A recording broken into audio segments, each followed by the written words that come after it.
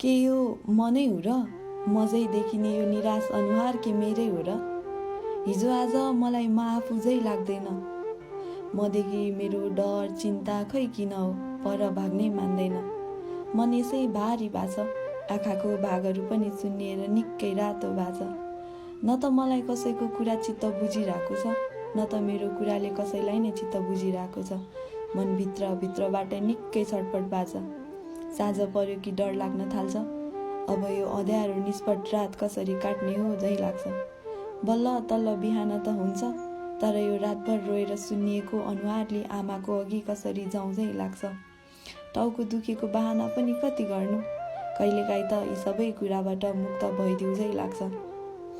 आमा रुन्छिन्, भएको सपना टुट्छ भन्ने डर लाग्छ र मात्रै हो, नत्र हिजो आज घरबाट त्यो पर देखिने रुखको हाँगा निकै प्यारो लाग्छ।